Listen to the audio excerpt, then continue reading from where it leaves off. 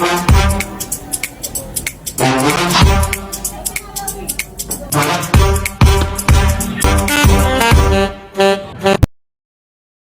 day everyone! Today, we are featuring a thriving local business that has made a significant impact in our community. Joining us with Mrs. Majeline Bangayan, the proud owner of Majeline Chicken Store, located at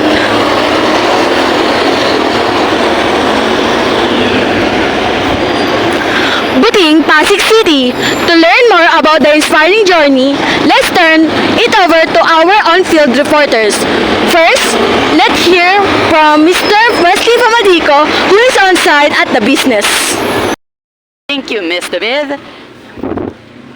I am here with Mrs. Majeline Bangayan, the owner of Majeline Chicken Store. Thank you for joining us today. Let's start by learning more about your story. Kailan niyo po sinimulan ang inyong negosyo? 1995. Bakit po pinili niyo yung gantong klase ng negosyo? Hindi namin pinili ito kasi rehenerasyon na to. Bali, binigay lang sa amin yung kamag-anak ng asawa ko, yung tito ko, pamana. Ano-ano ang mga hamon na hinarap mo sa mga unang yugto ng inyong negosyo? Marami, mga pagsubok ng kung saan ka kukuha ng mga financial, pambayad mo ng mabahay. Ito lang yung ano namin sa tindahan.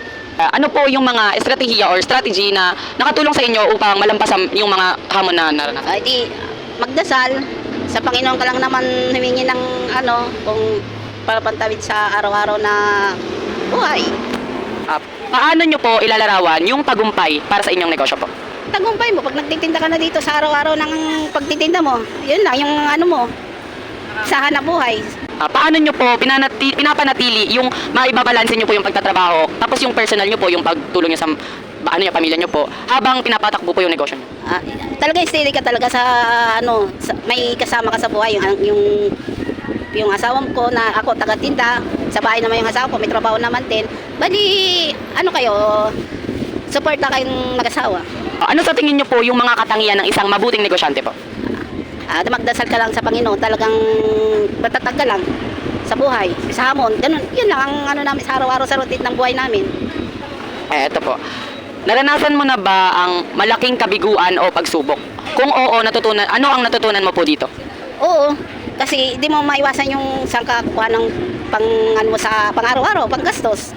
Kapit lang sa Panginoon na kung saan ka kukuha ng mga araw-araw naman na financial. Dito lang naman sa tindahan ng namin. Kaya tutok ka. Ito po, huling tanong po. Ano ang maipapayo mo o ano yung maibibigay mo sa sino mang nais magbukas ng sarili nilang negosyo? Dapat, pag pumunta ka sa isang negosyo, talagang sisidido ka na kung ano talagang gusto mong trabaho sa pagtitinda. Talagang nasa puso ka na talagang yun ang mo sa buhay mo na trabaho. Yun ang napili mo. Kaya kung anong pagsubok, talagang ganun talaga. Lahat naman tayo may nararanasan ng pagsubok. Maraming salamat po para sa pagkwento ng inyong karanasan, Mrs. Majeline Bangayan. Now, let's hear from some loyal customer about why they keep coming back to Majeline Chicken Store.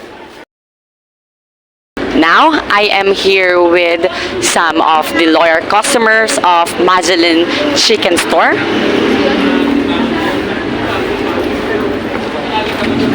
Kuya, maaari ko ba kayong maaari nyo bang ibahagi sa amin kung bakit kayo patuloy na bumabalik sa Majeline Chicken Store? Sige po. Kasi gusto ko yung manok nila, sariwa, kaya lagi kong binabalikan at pinagkakatiwalaan. Opo. Actually, matagal na kami bumibili dito. Maganda dito kasi mura lang yung presyo. Kapag bibili nga kami ng mga kaibigan ko, dito kami dumediretso eh. Para sa akin, mahalaga ang pagiging consistent. Kaya naman sa tuwing bumibisita ako sa Buting Flea Market, alam ko na agad kung saan na aking pupuntahan. Kaya naman pinagkakatiwalaan ko talaga ang Majeline Chicken Store. Maraming salamat sa inyo. Maraming salamat sa pagbabahagi ng inyong mga karanasan. Maliwanag na nakabuo nga ang Majeline Chicken Store ng matibay na relasyon sa kanilang mga customer.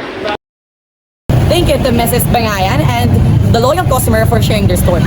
It's truly inspiring to see businesses like Majeline Chicken Store thrive and make differences in our community. Stay tuned for more local features only here on Asinsado Ka Na Ba?